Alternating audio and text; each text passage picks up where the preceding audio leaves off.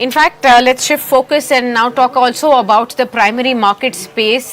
This is of importance today because the chief economic advisor has now called out the IPO boom, saying the money is not being used as long-term capital but has actually become an exit vehicle for early investors. Anantha Nageswaran instead has called for a deep and reliable bond market, which he says is a strategic necessity. Let's actually listen into what he had to say and then we'll focus on this conversation too.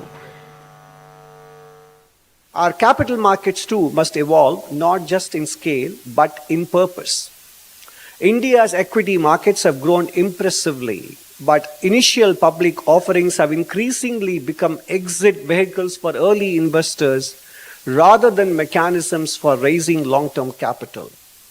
This undermines the spirit of public markets. India cannot rely predominantly on bank credit for long horizon financing. A deep and reliable bond market is a strategic necessity, particularly for financing long-term national objectives. Right, Neeraj, coming to you on the entire space, I think this space was already getting into a hot debate already. The steep valuations that some of the new age companies are bringing their IPOs, the undying appetite from retail investors and all institutional investors for these large IPOs that are coming in, getting massive subscriptions. Only a few of them have actually managed to deliver great returns. Case in point, Groww. Now on, as of today, already in the fourth day of listing, we've already seen the stock jump up about 70% from the IPO price, and therefore you see 178 right now, 19.8% of a rally for Groww at this point in time. So you can actually see how the stock has performed, over 70% gains that can be seen, for the company just from the IPO price. So there are these very few success stories that investors have to celebrate on, but most of them have actually struggled to sustain at those valuations in the listed sphere.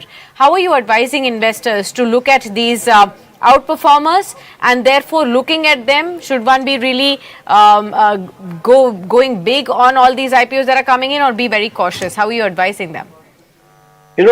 After seeing Groww, it gets very difficult for even the investors to decide what to do, because Groww listing was quite muted. I think it listed 3-4% above the IPO price. Though on the listing, no one really made money immediately, but even someone who bought post-listing, today, when you look behind, you say that you missed an opportunity.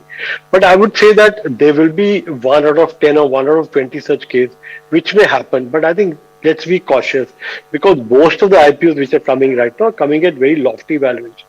And we've seen people, they've lost money in the last few IPOs also. So you may miss 1 or 2, which means something like a Groww, for example. But I think better to be cautious at these valuations. In the listed space, there is still a lot of value.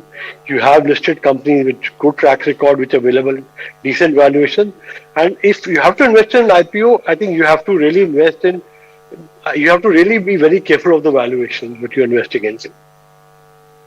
Okay.